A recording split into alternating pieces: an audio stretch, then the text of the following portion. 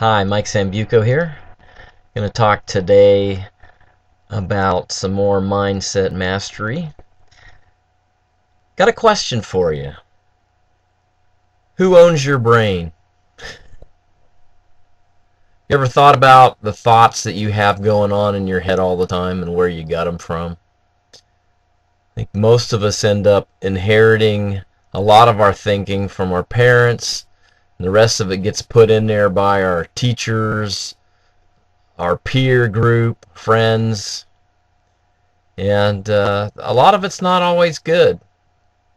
So when you recognize that you're carrying around a lot of somebody else's thinking, then you can start taking control of those thoughts and aligning them with what you're wanting to do. Make sure that your thoughts are aligned with what you're about and what your purpose is. If you have goals, dreams that you've written down that you want to accomplish, your thinking has to line up and be supporting of that stuff. Otherwise, you're going to be sabotaging yourself and not be able to move forward properly. So we've got years and years of programming that are going on. Every day we're thinking most of the same things that we've thought in previous days. There's not a whole lot of variety there usually. In other words, you're running some tapes that have been there for a long time until you recognize and change them. Your subconscious is trying to keep you comfortable and to keep things the same. So your conscious mind has to make decisions and change what's running in there.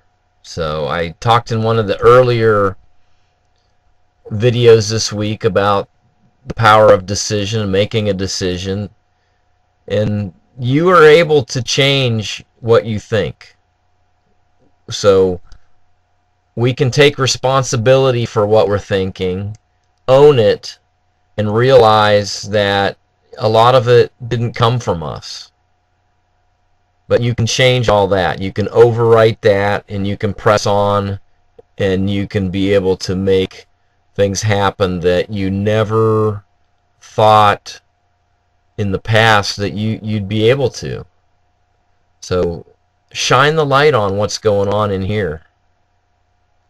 Think about what you're thinking and change it. Change it so it's supporting what you're wanting to do to move on to the future. It's not that hard. It's making a conscious effort though to be able to look at that. It's not always easy because you have to undo some things that you've lived with your whole life, and that affects your comfort zone. I'm not going to tell you that it doesn't, because you're going to be a lot easier taking the road where you don't upset anything.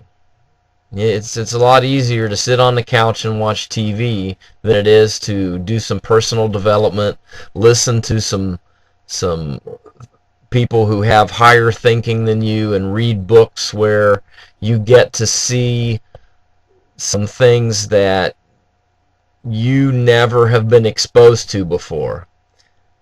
I've recognized that I didn't get a lot of stuff in school that really prepared me for the future other than being a worker, being somebody that just fits in and goes with the flow. It's unfortunate, but there's not always people there in the schools to be able to really challenge you and to get you to think on a level that's higher than everybody else out there. So that's what I'm trying to do, get you to think about it and grow to great.